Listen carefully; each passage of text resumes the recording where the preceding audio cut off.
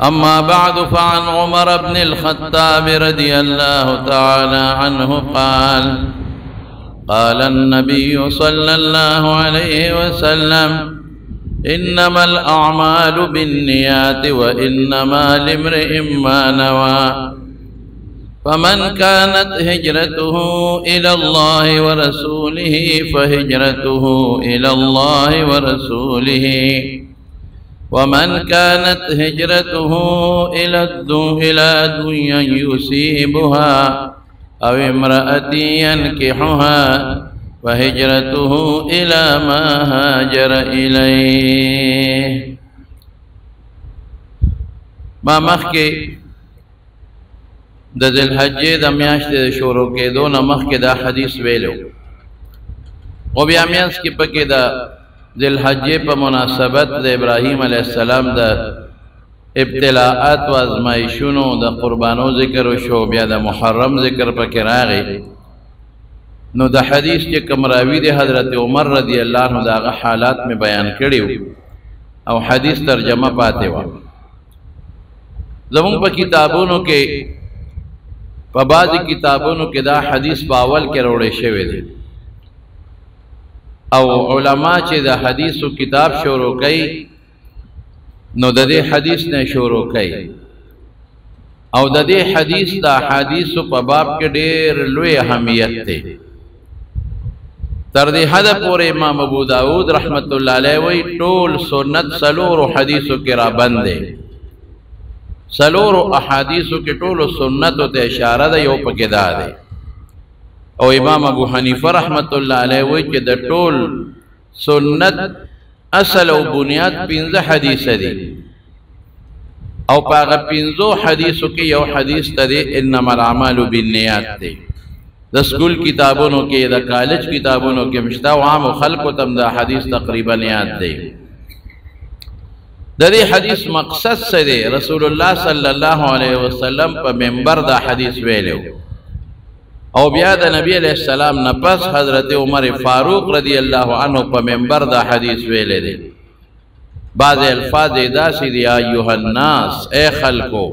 انما الاعمال بالنیات، دا اعمال تعلق د نیت سره دی.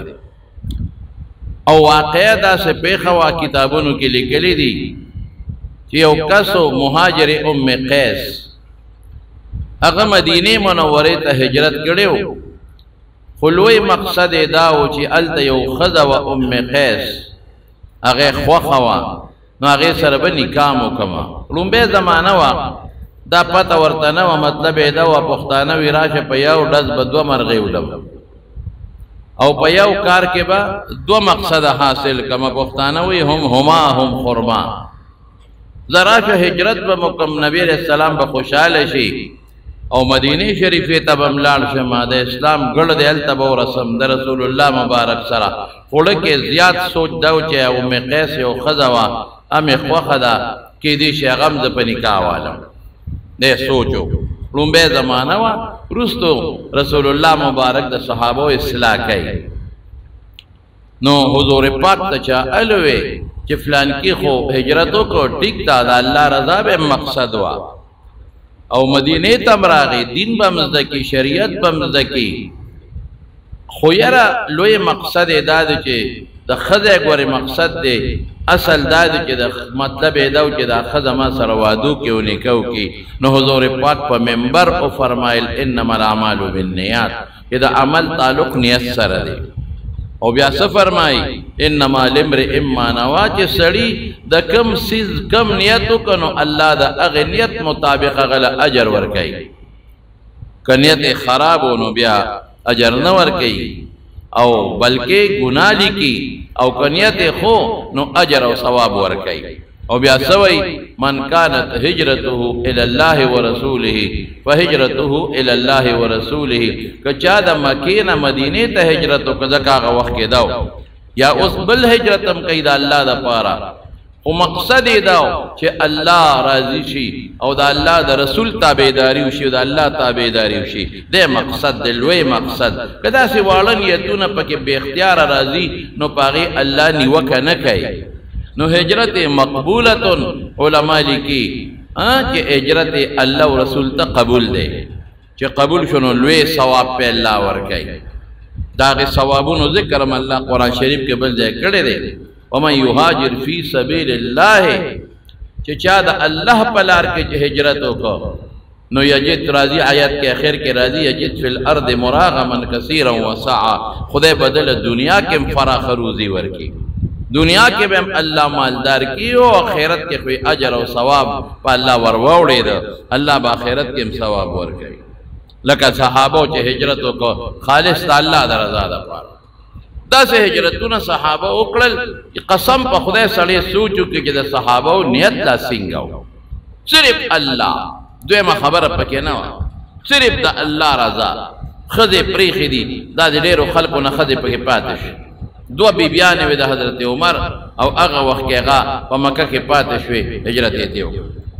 او چې بیا کله آیت راغی چې کافرانو سره نکاح ممنوع ده نو بس خبره خلاصه شوه نو یو کس یو بیبي یو سره نکاح وکړه او بل یې بل سره نکاح وکړه ښځه پرېښودل اسان کار خو نه دی حالانکہ دغه وخت چې هجرت کیږي نو د مسلمان د کافر سره نکاح جایز ده د کافر ښځې سره هیڅ مشکلات نو ښځې پاتې شو ور دې ته ایمان وایي موږ نن د دنیا دپاره الله پرېږدي موږ نن دنیا دپاره مونځ له نه ځو دا زموږ سوچ دی غلط سوچ روان دی مونږ دکان به هلته به بانک ووایي او زه وایم یاره که مانځله ځمه نو ګاک رانه ځي دکان به بندوم او دا سودا به درنه کوم او بیا به راوباسم او غله نغله ونه کي او ګاک به رانه لاړ شي ګاک قیمتي دی که الله قیمتي دی پیسه قیمتي ده که الله قیمتي دی تکبیر تحریمه خو ډېرو خلکو نه لاړ د هغې خو هېڅوک پروا نه ساتي بلکل زه بس اخر رکعت کې هم شریک شم پروا نشته تکبیر تحریمه اوهو د هغې څومره ثواب دی رسول الله مبارک فرمایي چې څلوېښت ورځې دې مونځ وکړه څلوېښت مونځونه دې وکړل څلوېښت ورځې دې مونځ وکړه او تا تکبیر تحریمه را لاندې کړه د دوو څیزونو نه به الله امان درکوي د دوو نه یو د نفاق نه په نفاق به نه مرې یو به د اور نه د الله امان درکوي موږ هېڅ پروا نه ساتو هېڅ د تکبیر تحریمه خیال بلکل زموږ نشته سوچ زموږ نشته چې موږ نه تکبیر تحریمه ده صحابهو به جړل ورپسې زموږ اکابر علماو به جړل ورپسې موږ نه تکبیر تحریمه ده او موږ پروا نشته دلته به مونځ ولاړي هلته به رنګ وشي دی به هغه د جومات ګوټ ته لاړ شي ملګري سره به ګپ شپ لګوي او عشا به مانځه جمع ولاړه ده ګورې هلکه ملګري قیمتي دی او که الله قیمتي دی د فرق وساتئ وروڼو ګورې په دې ځان پوه کې الله د هر چا نه مخکې دی رسول د هر چا نه مخکې دی دین د هر چا نه مخکې دی ښځه به هم د الله او د رسول د وینا مقابله کې د خاوند نه مني الله او رسول خفه کېږي او دلته خاوند خفه کېږي خاوند د خپل کار کوي خو چې الله او رسول خفه کېږي سړی به هم د ښځې په مقابله کې الله او رسول نه پرېږدي کم ځای کې چې تابعداري د الله او رسول لا طاعة لمخلوق فی معصیة الخالق که بادشاه دی که هر څوک دی به رستو وی ښځه به رستو وي خاوند به رستو وي بچي به رستو الله به مخکې او رسول به مخکې دا فرق موږ نه کوو یو دوست څه شی دی تا د ټلیفونو کې څه چل به وشي که ته ورته ووایې چې رورې رستو خبرې وکړه مانځه وخت خبره مو اوچته وه بند کوه دا څه چل به وشي ګپ شپ د سره لګوي فضول وخت هم ضایع کوي او خپل هم ضایع کوي زموږ ټلیفون سي دوست مخکې دی الله رستو دی دا څونه غلط سوچ دی ملګری مخکې دی الله رستو دی ګاک مخکې دی دکان مخکې دی الله رستو دی دا باید چرې نه کوي څومره دکانداران دی او که زمینداران دی او که نوکران دی ټولو ته دا درخواست دی ټولو ته چې د بانک په وخت کې جومات ته دی بانک چې وي فورا جومات ته دی او دس پاو کې پنځه شپږ منټه لس منټه خو دې په اودس لګي او د هغې نه پس یو څلور رکعته نفل به وکړي او د مونځ انتظار چې کې نو چې څومره حضور پاک فرمایي سړی د مانځه انتظار کوي هغه مر الله اجر ورکوي جومات کې ته کېناستې او پنځه منټه او لس منټه د مونځ انتظار وکړه رب العالمین به په هغې اجر درکړي او یریږه مه رزق د خدای لاس کې دی کاروبار د خدای لاس کې دی ډوډۍ خدای سره د عمر خدای سره دی بچي خدای سره دی تا الله خوشحاله که الله نه غیرتي ذات بل نشته الله به تا چرې نه خبر کوي مونږ هر څه پرېږدي هر څه مونږ برباد هر څه مو تباه کړ دې ښاریو کې دي دکانداران بیا هم یو چل کوي هغوی دوه درې جومات ای نو یو کس یو مرګري یو جمعات ته لاړ شي هلته به یو به مثلا لمونځ کېږي نو بل جمعات کې په یوه نیمه کېږي نو بعضې مرګري بل جمعات ته لاړ شي که داسې لا ډېره دا بیا ډېره بهتره خبره ده ځکه مونځ د ټولو د جمع لاندې کوو دا هم ترې یو ښه طریقه ده جمعاتونو کې امامان دا چلو کې چې یو جمعات کې په یوه کېږي بلکې په یوه نیمه کېږي یو کې په یوه کېږي بلکې په پاو باندې کېږي یو کې په پاو کم کېږي بلکې په پاو باندې کېږي چې دومره فاصله پکې وي چې خلک په اطمینان منځو کې لاړ شي نو بل ملګری په بل جومات ته لاړ شي بعضې دوستان کوي داسې دا ښه طریقه ده خو د ګاک دپاره او د رزق دپاره او د نوکرۍ دپاره نن سبا خو په حکومت هم د بانک په وخت کې د مانځه په وخت کې وقفه ورکوي ډوډۍ له موږ چوټي کوو که نه کوو او د اسماتې له موږ چوټي کوو که نه کوو دوست راشي هغه له چوټي کوي که نه کوي الله له ولې نه کوي بس دا ذهن کې د نن نفس واچوي ټول ملګري که تاسو یو قسمه اواز څوک اوري نو د ګاک نه د نوکرۍ نه د هر سره به مونږ الله او رسول مخکې کوو نو دې کې به مونږ له الله په دنیا کې هم خیر راکوي او په آخرت کې به مله خیر راکوي دا بس دا ذهن کې بس د نن نه بس فیصله کوي بس چې الله بس आवाज وشي ماته د جمعات ته ځم نیمه ګنټه زما دکان بند دي 15 منټه زما دکان بند دي او زه به الله خوشاله کم مال به رب العالمین رزق راکوي رزق د الله پله که ډېرې پیسې در سره یو در باندې بند کړي بیا به څه کوي قسم دې داسې خلک مې لیدلي دي چې ښه د دولت خاونداني ښه ډوډۍ ده ښه مال دی او پرهېز دې نه خوري څه به کوې مخامخ به راته پروت یې والله به وي ما راته کېښود ته وخوره ده ما دله درک او ته خرزا بیا به څه کوې نو ګورې الله قادر دی الله راضي ساتی هر کال د الله د رضا دپاره کوي نو صحابو کې دا صفت و هغې بچي او ښځې الله دپاره الله یې غشتې دی ښځې م غورځولې دي الله یې غشتې دی او بچي م پرېښودلې دي د الله په مقابله کې د حضرت ابو سلمه او حضرت ام سلمه دا دوه صحابه کرام دي یو بل سره انتهایی مینه ده دومره محبت او دومره مینه یو بل سره ده چې دا مثالي مینه ده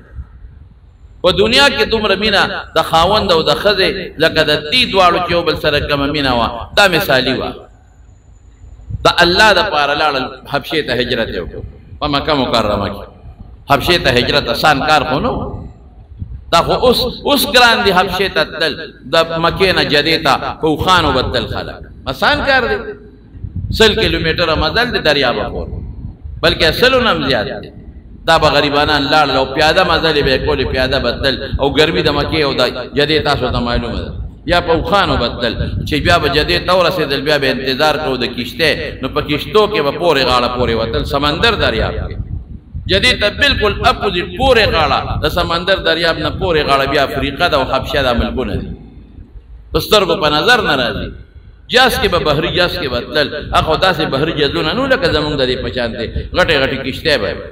هغې کې به سواره شو نو څه به پکې داسې مو چې په لاره به کښتۍ غرقه شو بله دنیا به پکې مړه شو د خطرې سفر به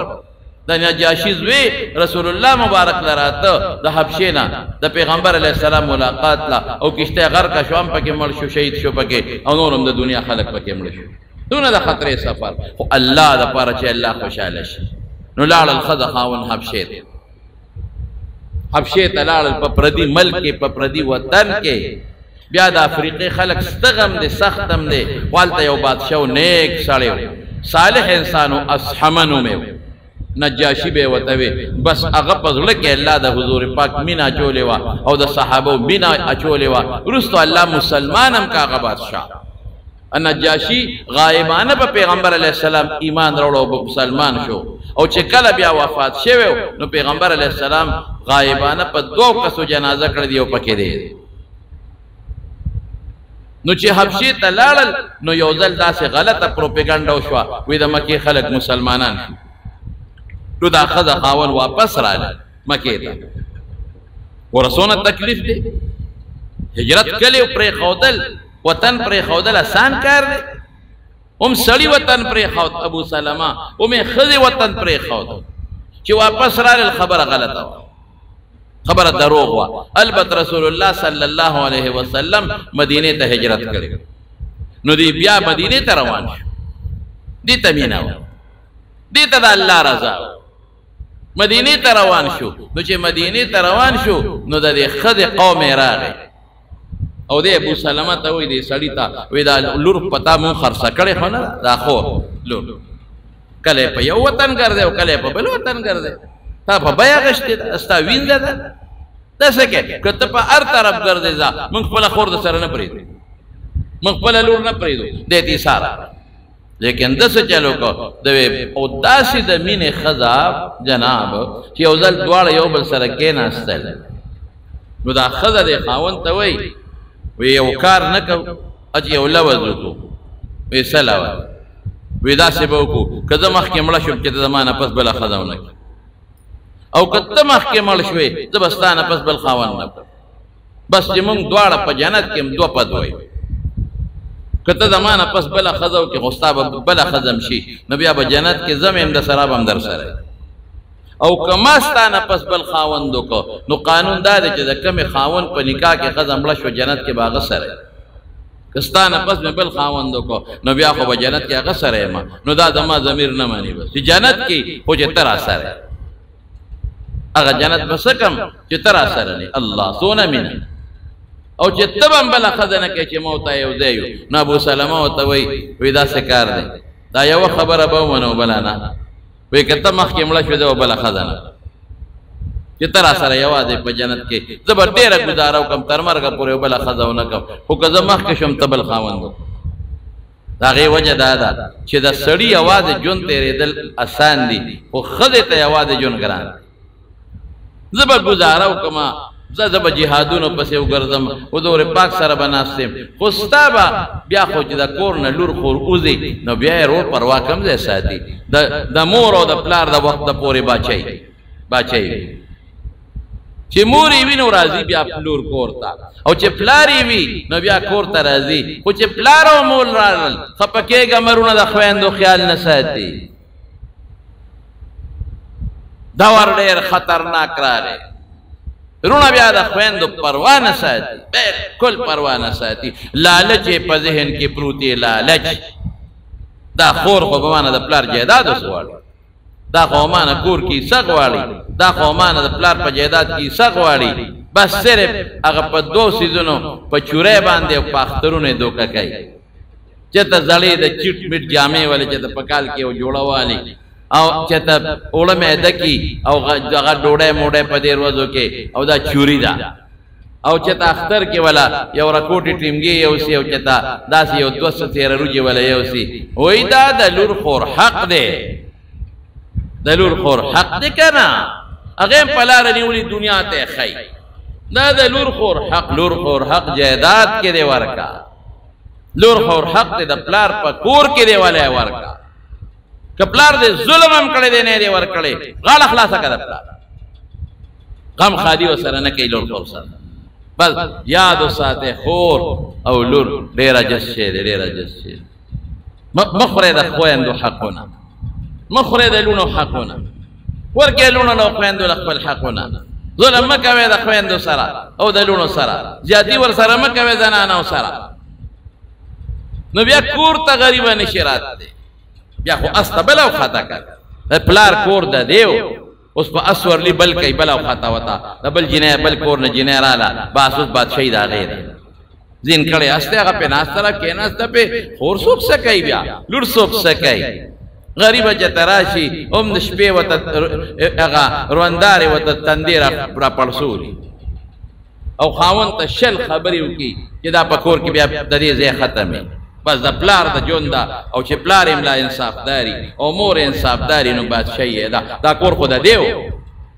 دې کور کې خو دې جنۍ خلپوسې کړې دي دا خو د دې د پلار کورو دا خو د دې د مور کورو دې کې خو دې خلپوسې کړې دي د دې پلار او مور خدمت خو دې لور دې کور کې کړې دی د دې رونو دپاره خو دې خور جړلې دي چې خدای موږ له رور راکړي دې خویندو د ماشوم په غېږ ګرځولې دا خپل رور پوزې ولا دې خور پاکې کړې دي دې خور دا ماشومان دا رونه لوی کړي دي دا کویدن ولا دا خور کړې ده ولا ګرځېدلې ده دې واده کې خدا ګډه شوې ده منډې دې والی دي نن خور لاړه تباه شو بس هلکه رښتیا وایم که غلطه وایم زما وطن دی زما کلی دی زما ملک دی زما قوم دی مولیان هم په دې غم کې اخته دي او امیان هم پکې اخته دي ټول په دې غم اخته دي نه ته مولا خلاص دی او نه ته امي خلاص دی نه ته شیخ خلاص دی او نه ته ګیرخریل خلاص دی نه ته تبلیغي خلاص دی او نه ته پیر خلاص دی او نه دی بل خلاص دی بعضې به داسې چې هغه د لور ښکری به یې نیولي داسې ډولۍ ډولۍ به کېږي او روان به دا څه کوم دا د لور خور حق دی که هی ته بې خونده د لور خور حق دی ته وایي د 500 د 400 روپو چوري او یو جوړ هم نشته هم ختم شي پخوا به مشران یاره خو پخوا مشران هغه سپینګیري مشران خلکو والا خدای د خورو سره وبخښي هغوی د لوڼو خیال ساتلی هغوی د خویندو خیال ساتلی دی اوس نشته د خور او لور خیال نو ورته څه وایي ابو سلمه دا ګوره زما خبره ذهن کې چې زما خبر اصلاحي وي خفه کېږي ما د لور پوره حق ورکوي او د خویندو پوره حق ورکوي زه وکړه دا غریبه ده خاوند ته سترګې اوچتې شي سسخر او خواښې ته سترګې اوچتې شي ما کره پلار راغی او ته ګوره زهرېږي ده لور خو نعمت دی د خدای دې خو چې دې لوی کو بس د بل شو بیا په مور هم سترګې راوباسي او په پلار هم سترګې راوباسي دویمه بیا نشي خوري به ستا او سترګې به د باندې راوباسي او لور به په پردي کور کې اوسېږي ډوډۍ د بل خوري جامه د بل ده او چې لاس اوچتوي نو د خاوند نه مخکې مور او پلار ته دعاګانې او چې په مور او پلار سخته راشي والله که انګور او زوی دې په کار راشي دا لور به دې راځي جامې بدلې دا به راځي او جامې به دې سري کوي او دا به راځي او د پلار او د مور خدمت به کوي د قلور د مور او پلار خدمت کوي زی ته ګوره بلونګړي ته ګوره بیزوټي ته ګوره دې زمانه کې خلک وایي ماله زوی راکې ټیک ته بس یو وارث دی وارث دی بهتره خبره ده د خدای نه وغواړئ زامن چې خدای نیکان ورسره وایي نیکان او نعمت او رحمت دا لور دی بس لور به راځي جامې بدلی ځي خدمت به دې کوي وجود بدل صفا کوي قسم دې یو 2-3 کاله مخکې چې سړی به مړی او که جملې وي یو ځای ته چا بوتلی وما نو بیا ما ته دلته یو سړی کټ کې پروت دی دوا وتاو کا هو کور ته ور پټې نه غوندې کورو یو سړی په کټ کې پروت اوس ما نه ير دي چې 60 کاله او که 13 کاله شوي دا کټ کې پروت دقسې غریب نه لاس خوځولی شي او نه خپې خوځولی شي او سترګې یې ړقولې وي دا لور کره پروت دی لور یې خدمت کوي دقه لور کره پروت 60 کاله او 13 کاله لور پلار سنبالول اسان کار دی ډوډۍ پردی خوري او دعاګانې به تا ته کوي لاس به خدای ته پورته کوي ورونو ته دعا کوي دا روان رور ته دعا کوي او ویرونو ته دعا کوي ړي ورسره ستړي شوي زما رونو خبره مې دې پورې کوله چې هغه ابو سلمه رضی الله عنه دې خپلې بیبي ته وایي دا یوه خبره به دې ومنم زه به ستا نه پس د مرګ نه پس بله ښځه نه کوم خو تا ته اجازت دی که ته بله خاوند کې ځکه چې تا ته به ژوند ګرانې بیا زما نه پس لور خور چې د کور او دی بیا مور بیا رونه خیال نه ساتي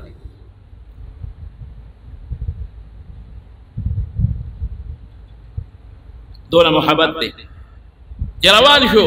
هغه د ښځې رونه وغیره رالل دا تا به یې مو خرڅه کړې ده ځای چې ته کوم خوا ځې کله حبشې ته بوځې او کله مدینې ته او کله یو خوا کله بل خوا نو غریب یې ته ایثاره کړو د اله ور الله سونه د مینې ښځه وه او پاتې شو دې ته صحابه وایي هلک وایي صحابه داسې مې قسم په خدای چې دا دنیا راغونډه کې دا دنیا که د صحابې د خپې دوړې ته ورسېږي د هغې تربیت کړې چا د محمد مصطفی صلی الله علیه وسلم د چا غېږ کې لوی شوي د چا سترګې پې لګېدلې هغه انسانانو مسلمانان خو څه کې انسانیت پکې د هغې د الله سره جوړو هر کار به د رب العالمین دپاره ښځه پاتې کېږي پاتې دي چې الله خوشحاله شي د الله رسول خوشحاله شي لا چې لاړه هغه د خاوند د ابو سلمه قوم راغی یو ماشوم بچی او سلمې نوم ماشوم بچی د ډېر ښایسته او ښکلی هغې راغه هلک یې ترې واخېسته د دې ښځې نه وی تاسو زمونږ د رور بی نه جنۍ په اشاره کړه هلک زمونږ کېږي هلک هغوی بوت دا غریبه به پریشانه وه چې خدایه د مینې خاوند هم لاړ او بچی هم لاړ ټوله ورځ به یې جړل د مکې غرونو ته به وخته او جړل به هم بچي پسې او هم په خاوند پسې نو یو ځل پې د چا رحم راغی نو لاړ پرونو ته یې وله ووي چې تاسو ولې په دې مظلومې ظلم کوئ تاسو د دې د خوشحالۍ دپاره وایئ که د ځان وره چې دا خپل خاوند سره خوشحاله ده او په مدینه کې خوشحاله ده پرېږدی چې ځي ول دا ویړې نرم ټول جاړي غریب وی خدای به زیده نو بیا د خاون قوم پسې لاړل ویرا کې دا ماشومه بس خدای هغه اجازه ورکړو ماشومه واغې دی له ورکړه لاړه مدینه منوره خپل خاون سره خدای یو ځای کړ خدای سونا الله واغشت خاون سره ګرځي چې الله خوشاله مور دې پاتې رور دې پاتې پلار دې پاتې او چې الله خوشاله او خاون تم ګورا نو خاون دې بیا شهید شو په مدینه منوره کې او دا ام سلمہ چې پاتې شو نو خاون پسې خپه و د مینې خاون دی نو رسول الله صلی الله علیه وسلم کرا راغی او ما ځان تیار کړو یو دوه خد نور امناسته وي مې د بنن داسې د خپل خاون پسې ویر کوم ویر جړه چې خلق په داغه بیا قصې کوي زما د مینې خاون لاړ وی چې رسول الله مبارک راغی غنور خود ته وکتل وی ما ته غوونه ک راته وورو لا وی هغه دوه خدو ته وی چې د کم کور نه دوه د خدای شیطان شړلې دي نو تاسو بیا شیطان را درنه کوي وته بس وی زم چپ شو وی ما ته ام سلمہ یو دعا د تخیم دا وای اللهم اجرني في مصیبتي واخلق لي خيرا منها خدای مال په دې مصیبت کې اجر راکړي او خدای دا مصیبت مال په بهتر شي بدل کې پروردگار په خوشالو یې را بدل کې مصیبت کې د قوایا وی ما وی چې الله دعا د پیغمبر مبارک د خلی دا ویم به خود دینه بهتر بکمه خوشالي وي ما نه غټه خوشالي خپل خاون لاړ نو دا مطلب دا دی د پیغمبر مبارک کې خدای بهتر خاون درکې نو دا ما د خاون نه بهتر خاون به بل څوک وی دعا مې وکړه وی الله پاک مالا د خپل خاون ابو سلمہ نه بهترین خاون راکا داسې خاون چې په دنیا کې د چا نشته هغه څوک دی هغه محمد مصطفی صلی الله علیه وسلم د حضور پاک نکاله خدای رسول هر کار چې کوي ورو الله د پاره کوي بس الاله چې کې الاله او چاړه پر راکاږي کله او چې دا د الله پنوم الالو ما زخراو الاله شو او کله او چې دا د آدم علیه السلام پنوم د ابراهیم علیه السلام پنوم د رسول الله مبارک پنوم یا د بل چا پنوم مردار شو صرف دال بسم الله ثواب بخا بیا چې چاته دی خوخی ثواب بخا خود ذبح علالی پنوم وقت کې بسوي بسم الله والله اکبر الله پنوم منخته چې کې خانه د منختی وی پیغمبر مبارک وی مکوي مخکې نه صدقه کوي او خیرات کوي الله سره جوړې مکوي چې خدای کدا کار دیو کنه زبدونه خیر شی مې ومانه نظر کله ازوی دې جوړ کړه زب ګډه لاله مونږ خلک دا منخته کوي کنه کوي دا مکوي حضور پاک کوئی چې خدای سم مقرر کړیو مکه کېږي خدای منخته په وجه دې بخیل نه خدای او شی راو بس اسه نه ور کینو د بخیل دې نو منختیو کې نو شی ته راو باسي منخته مکه منخته په شریعت کې خنه دي او کدی اوکلا بیا به خامخا پوره کې نو که مصیبت راغی نو اسه خیرات وکا خیرات سره الله صدقه سره مصیبت خدای پاک رد کوي او الله لر کوي صدقه او خیرات وکا خدای سره جوړ مکه وکا خدای دا زوی دې را جوړ کو زب بیا ګډه لاله خدای زوی دې را جوړ کو دا غوابه او چې کله منختو کې کنه چې کار وشي بیا خدای سره هم دوکې بیا مونږ راشي یاره ما خدا منخته کړې و چې کله ما دا زوی جوړ شو نو زه به دا غوی لالوم نو که اوس د دې غوی پیسې جمعات کې ورکم څنګه وي نه هغه وخت به جمعات کې ورکړې نو زه خو به پېم ما ته استاد جی وایي چې دا دې غوی دا پیسې جمعات کې ورکړه جمعات کې بول نو غوی په 2 لک روپے خرڅيږي او 60 روپے الله سره جمعات کې ور جوړاو ما ته خو تاسو پترت معلوم دي د خدای اشاره دیگ بپا خوما بیا سوئی یار ما خود دیگ ویلیو نو اس بس چل کوما دا پیسے جماعت کی ورکما نو دیگ چی خب انبار پخے کنا نو 15,000 روپے رپے لگی اور جماعت کی 2,000 روپے ورکی او بیا سوئی زبت خورم نا نبت خوری زبت نخوری ستا بچی بمتے نخوری مالداران بمتے نخوری یارا کذب پاکی دا سی او سیر روجی ورواچو منو بیا سیر پاکی ورواچے سیر پکې والے ورته پورا دیکھ کې سه منل یو دانه بته نه ټګیانه ونه کې یاره جی ما خو دیکھ منل خوګ بپوخم خوګ صدیقی سه خوګ ولې پخې تر مضبوطه غوخه پکې واچا خې چانا اوس کا پکې واچا وا چې په عرف کې کم دیکھ پخې کې نه غا دیکھ پخې بیا موږ نخرې شروع کو چل ول خدای سره کوي نو منښتې چې م کې د چا په نوم به کې د الله په نوم کدی وایي د پیر بابا په نوم منښته د کاکا صاحب د بل بابا نیک سړي په نوم هر څه دې تباه کړل بلکې منښتي عبادت دې د الله په نوم به کې چې د الله نه علاوه د بل چا په نوم ته کافر شوي نو کار به د الله دپاره کې هجرت لوی سفر دی دا به د رب العالمین د رضا دپاره کې نو رسول الله صلی الله علیه وسلم فرمای من كانت هجرته الى الله ورسوله چې هجرت الله او د رسول دپاره وکړه نو هجرت الله او رسول ته مقبول او که هجرت دا چا دپاره وکړه من كانت هجرته الى دنیا دپاره وکړه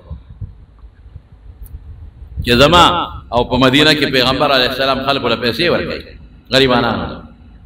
یا جهاد غنیمت وي موږ له پکې سره راکړي یا بل څه د دنیا مقصدی وي یا ښځې دپاره هجرت وکړي چې ښځه به وکړم ښځې دپاره هجرت وکړي نو رسول الله مبارک فرمایي فهجرته مردود الى ما هاجر الیه مردودة الى ما هاجر الیه هجرت لاړه برباد شو نو هجرت بم د الله دپاره کې بندل هر کار چې کې الله دپاره کوه یو نیک سړی داسې شیخ الاسلام غوندې و صوفي د ده په علاقه کې ونه وه نو خلک بدل هغه د اونې نه به بچیم غوښتل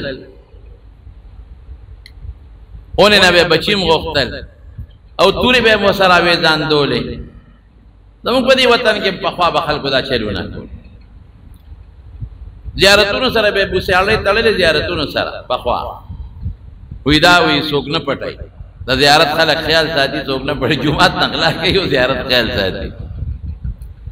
نو صوفي صاحب دا چلو که چې تبرګې پوګه او لاړو یو سړی ولا مخې لورا دا شیطان و د انسان په شکل کې صوفي صاحب څه کې یاره دې ونه لازمه او څوک راځي بچی ته غواړي او څوک د بیمارۍ دپاره څوک څه کوي او څوک څه کوي او ورځم او پرېږدم یې نه دا ونه وه هغه شیطان ورته وایي خو د انسان په شکل کې و وایي داسې کار دی ته څه کې پردی ونې وې څوک به در سره جګړه وکړي نه یاره پرېږده مړه به دا شرک دا اړه ختمو وی ګوره مهرباني وکړه ته خپله نیکي کوه ته په دې مکلف یې چې خلک د ګناه نه منې کړي خلکو ته ووایه چې دا ګناه ده دا مه کوه ونه څه دپاره وی اوس به څوک راپاسي هغه به وي مې وهه نو جګړه به جوړه شي بس هر څه چې کېږي صوفي صاحب ورته وایي خدا ونه وامه او ته بیا وایې یو کار دا اونه خو یوازې دا نه خلک د لاندې څاروي نه تړي سوري ته خلک نه سمدي د فایدې کار هم پکې شته خلک منې کا خیر ته وې نه وامه هغه وې مې اخره کې دواړه په جګړه شي چې په جګړه شو دا صوفي صاحب اوچت شو او هغه سړی د ځمکې له راوبغه ښه یو څو لټې وله په دې مازدیګر ورکړې ښې وړه بابا وار چې زه ونه وام ته ما منې کې ستا پلار به ما منې کې اخره کې سړی و دې یو خبره خو ورکړه زه به څو دی واله مو دې ډبوله یو خبره وره وی داسې کار دی چې زه به تاله 1 روپۍ روزانه درکوم 1 درهم بس د پلان کې تیږې لاندې ورشه او مهرباني وکړه دا ونه مه وه مونږ ته لاندې څاروي تړو مونږ یې سوري ته سملو او خلکو ته نصیحت کوه که نه صوفي صاحب چې د روپۍ نوم واورېده که نه وای پیسه خو ښه شی دی که نه یاره وی دا دې م خو وی زبد په دې روپۍ ور خیراتونه مهراتونه کوو او نه پیژه او خلک پیژه هر سړی په خپل قبر کې سملي او د اشتیا د ګناه کار هم پکې شته او د نیکۍ کار هم شته روپۍ خو ډېر عجیبه ده که یو پیر صاحب و ډېر نیک سړی او مریدان ورسره جذبه کې راغله پیر صاحب له چا روپۍ ورکړې وه نو پخوا روپۍ ډېره قیمتي وه درهم نو هغه په دې پټکي کې منډلې وه جذبه کې راغله د خدای په ذکر ته په غوبل شو سره ناګهانه ته هغه روپۍ پرېوته اوس خدایه که دا غوبل پرېږدم او دې روپۍ ته ګوتې کوم خلک ګویا څه که جذب ته خدای په روپۍ پوهېږې مونږ خو ته په ځان نه پوهېږې د خدای ذکر ته نو صوفي صاحب وایي درهم کې بر سرداشتم بګذاشتم مریدانو ته وایي چې عوام پوه نه شي هغه درهم چې مې سر کې ورغو امې وغورځاو امې غورځاو یو مرید ول आवाज ورک اے پیر من هیڅ غم نکون دریافتم دریافتم دریافتم پیر صاحب سوچ مکه وشي مې اوچت کړي دي روپے اوچت کړي روپے جراجي بیا مونږ وته نه ټینګي ګو دا خدای جان دې هیڅوک وته نه ټینګيږي بیا روپے تا او پیسې تا نو صوفي صاحب چې روپے برا کې اتی کی وای کنه وا چې بیا سبا واونه لهره ساڑھے جلال رشتیات تی کے اوچے تک روپے پرتا ہو تبرگے کور کے گاؤ سبے بیاو کت بیا روپے پرتا ہو بس یہ وطن روزانہ وطن تی کے لان روپے درہم پر ملاوی کی درہم دیر شیر بلو جلال تی کے اوچے تک یو روپے نشتا اوہ روپے سے خونن رانے لا تبرگی تے اگو تکڑے او زمداون عوام کہ اگا زیلو رسید بیا وطا اگا سڑی مخدر آگے ویسکے ویداون عوام نہیں پریدم وستا پلاریم نشي وای خوار شی بلون می برابر کړي نه دا تبرګې دې ما ذکر لرو پر اخواشه بس په جګړه شو چوچت شو دا صوفي سے بجت کو زما کې راو باغ او خیا سره پند ټوپه په وای دې بیا روان شو به ته تبرګې واغښت خو ته غردو بیا راو پردو یو څو ټوپه په وای اصلي وته وی لکه ته خو نن ډیر درونه وی بلدل خو ما ګوته درول زما کې لمه راو باغول او نن خود په ما زور اورې مال خو دې به خو استو تبا دې کلم دا والے او ته وی بلو چې تر روان وي د خدای د پاره روان وي او نن چې دې روپې روانه درهم باندې شوی دی ادا سره د خدای مدد نن د خدای مدد د زره نشتا حقیقت دا درونو کم کار چې الله لکه د رب العالمین مدد بر سره شامل حال او چې دا الله د پاره نه کې د خدای مدد ور سره نه د دې طالبانو ته مې زموږ په کتابونو کې دا حدیث ولې راوړل طالبانو ته چې ګوره علم کوي په دې نیت مکه وي چې معنا بغټ مولا جوړ شي او سبب په مدرسه کې تنخواه د مدرسې څخه تنخواه 350 روپے یا امام بشم د امامت به څه تنخواه او سبب مې خلق قدر عزت کوي دا ټول خبرې برستو کې میخه چې خلک دې څه د پاره اخلي پيولا چوټه وسرا سے سپیا کې راځي شمله وسرا سے به سره راځي علم د الله د رضا د پاره حاصل کې عبد الله ابن عمر وای من تعلم لغیر الله فمأواه جهنم کوم انسان چې علم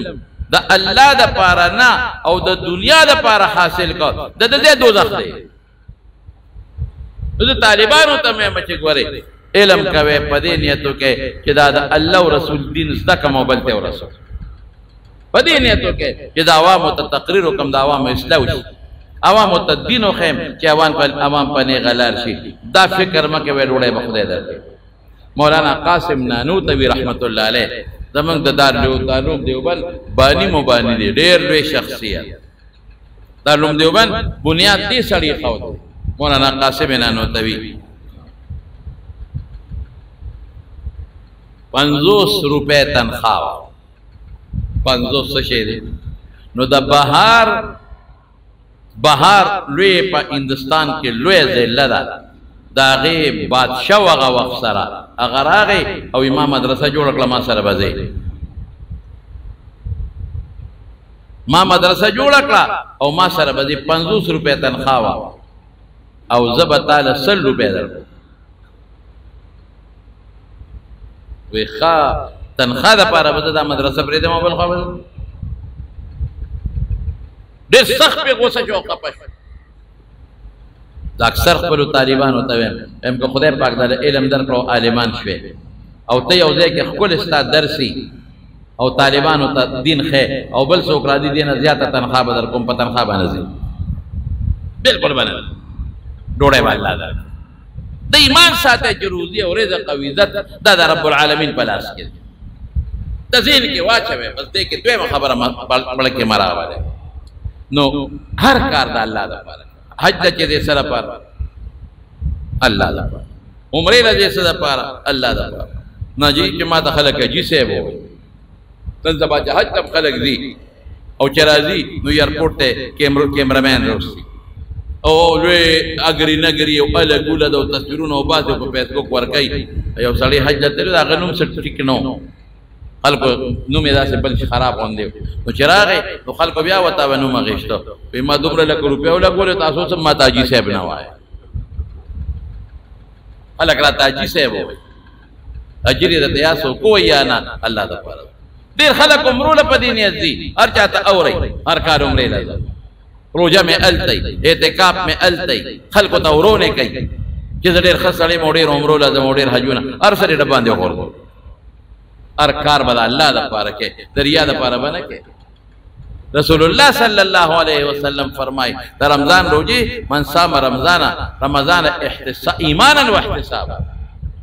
مسلمان به مې او روجه به د الله دپاره نیسي لیلة القدر من قام لیلة القدر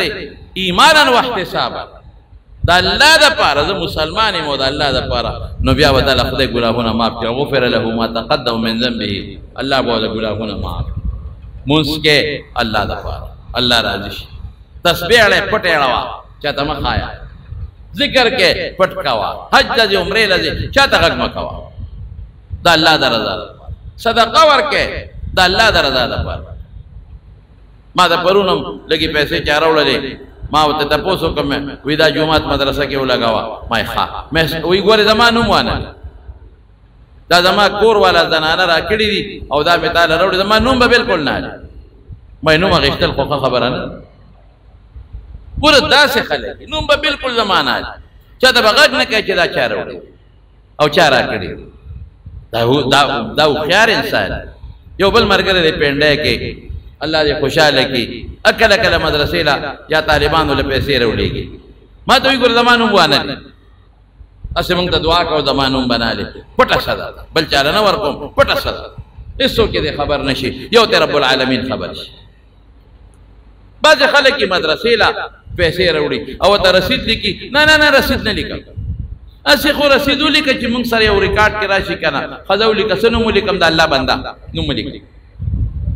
بس زه الله له ورکوم چې یو الله خوشحاله شي او یو رب العالمین ورباندې راضي شي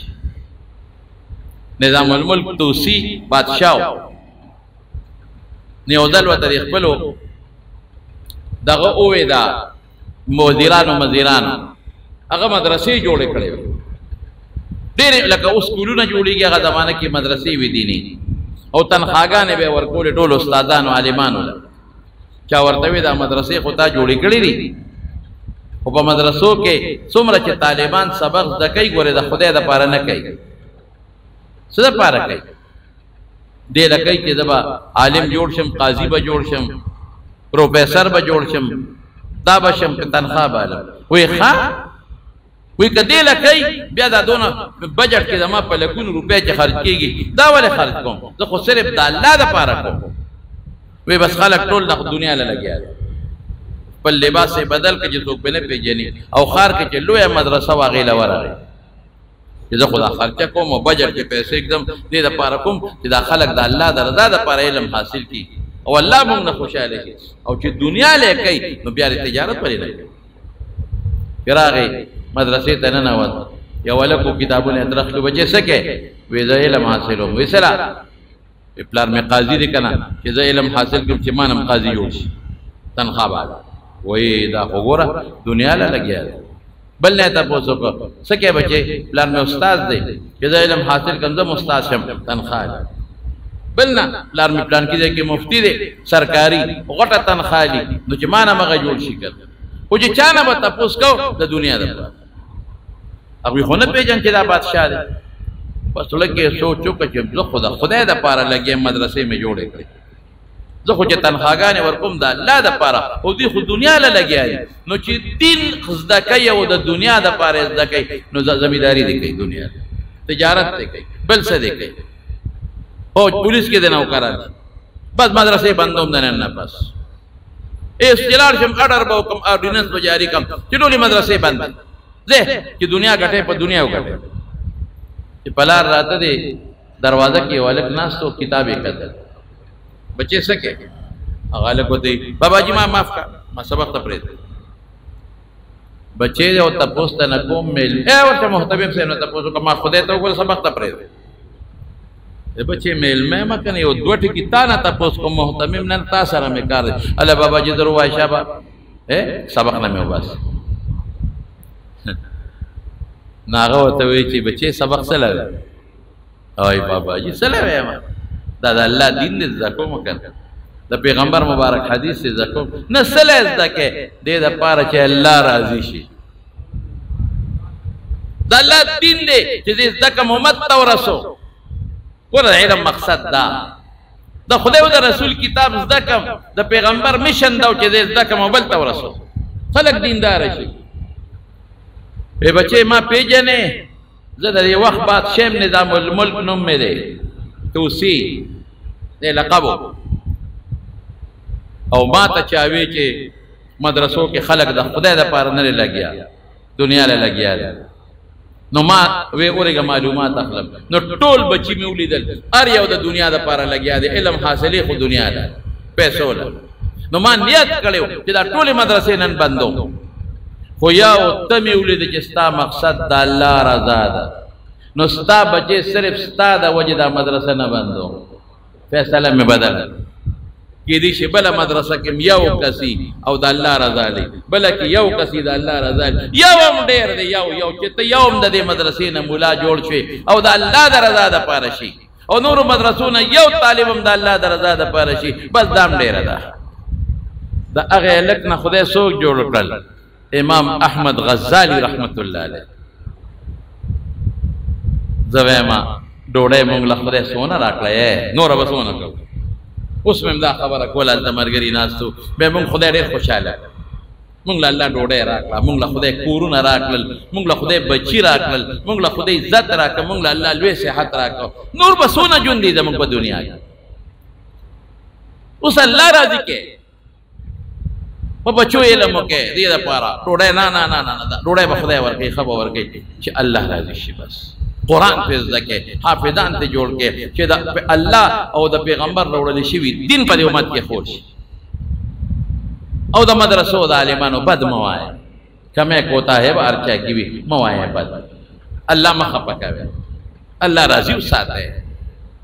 او چې کوم عمل کوئ که صدقه کوئ که نیکي کوئ که ذکر کوئ که مونځ کوئ که روژه نیسئ خلکو ته مه ښکاره کوئ حج کوئ عمره کوئ مقصد صرف او صرف د الله رضا او چې نیت څونه اعلی وي نو هغه اجر هم زیات دی. وانما لامرئ ما نوی. جومات ته ځې دا نیت وکړه چې جومات ته ځم که خیري پخي لاس به ځم چې واپس راځم پخي به راځم چې جومات ته ځم سر به ښکته وړم چې په ښځو مې نظر ونه لګي او چې جومات ته ننوځم خیخ په بدن نه کړم او چې راوځم نو ګسه به وباسم او هغه دعا د تلو وردننه کېدو به مې او د راوتو به مې او چې مانځه له ورشم څلور رکعته نفل به م کړو او جومات کې به اعتکاف نیت هم کړو نفلي او څلور رکعته نفل به وکړم بیا چې خلک ناسي سلام به م پې واچوم او چې مونځ وکړم نو بیا به د هغې نه پس سنت وکړم نفل به م وکړم او بیا به راوځم چې روان شوې جمع ولاړه او هېڅ دې مو نه خوړل صرف جمع دې وکړه لیکن د دې ټولو نیتونو ثواب او اجر به دله خدای پاک او چې د کوره ووتې یو عارض پېښ شو ده جومات ته هم نه رسېدې څه مسله پېښه شوه واپس کور ته راغلې داسې شرعي مسله یاد ګوټ شوې شل شوې په لاره پرېوتې مثلا خلا نړۍ د دې څومره نیتونه دې کړي وو د دې ټولو اجر او ثواب به خدای پاک ښه نیت کوئ ښکلی نیت کوئ نو اجر او ثواب به رب العالمین ډېر درکوي که خیر انشاءالله. زما په دې خبره خو پوه شوې که نه خو تاسو ته هم وایم چې څوک زما دا بیان اوري ټولو ته وایم او ځان ته هم وایم چې الله مونږ له د الله د رضا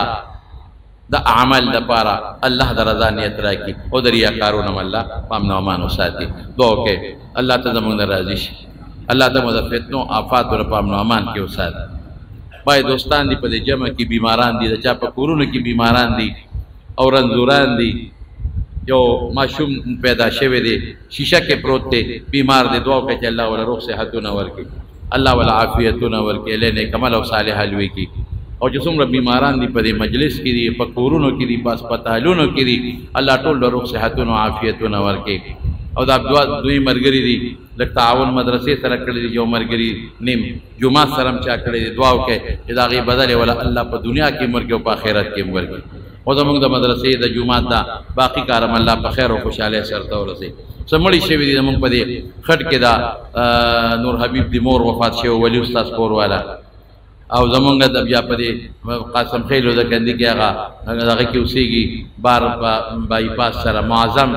ان شاء الله دی رو پاس شوی، هغې ته هم دعا وکړئ چې الله تعالی مغفرت نصیب کړي، الله د آخرت خوشحالۍ نصیب کړي، وارثان له خدای صبر ورکړي. او زمونږ په دې شیرپو کې د میر نادر حاجي صاحب زوی فضل عظیم هم غریب په دې کورونا باندې بیمار وفات شوی دی، الله دې مغفرت نصیب کړي. او دا کولاډن د سبحان الله استاد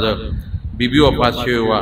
الله دې هغه هم وبخي، سبحان الله دې خدای وبخي، دلته به همیشه مونږ له راته منزله